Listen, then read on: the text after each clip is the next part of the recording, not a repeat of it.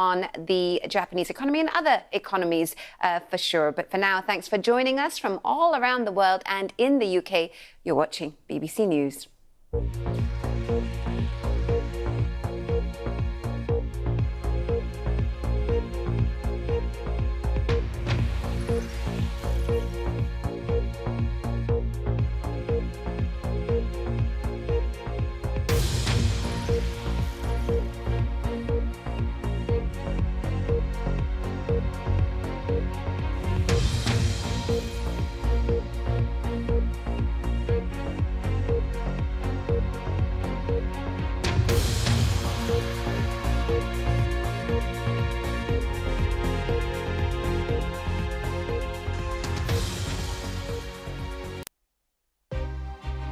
Good evening. The polls are closed and our politicians might just be getting nervous, waiting for the verdict of millions of you who've been voting today in this year's council elections. Power is up for grabs and reputations are on the line. Rishi Sunak became Prime Minister in the autumn after the turmoil that brought down Boris Johnson and saw off Liz Truss. But in a year, Mr Sunak might be fighting his own general election. So what will the public say about him and his party tonight? Sir Keir Starmer spent this morning bashing the phones, reminding people to vote.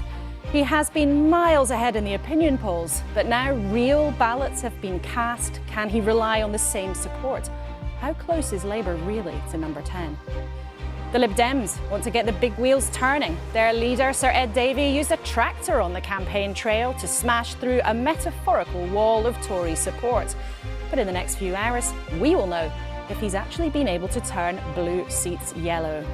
These elections will decide who runs more than 230 English councils. But they'll also give us the biggest picture of public opinion since Rishi Sunak took over, and possibly the last before the general election. Reeta Chakrabarti's here to help us crunch the numbers. Reeta. I'll be analysing the results as they come in. These are the seats that each party is defending. We'll see how those numbers change overnight. Professor Sir John Curtis will, of course, steer us through the tips and trends as the night goes on.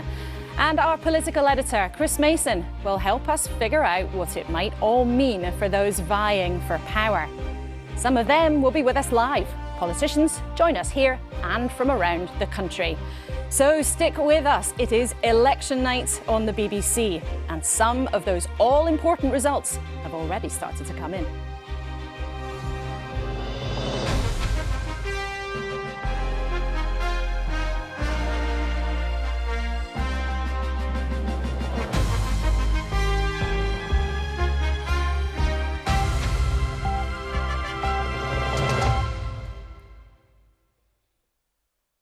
A very warm welcome to you for election 2023.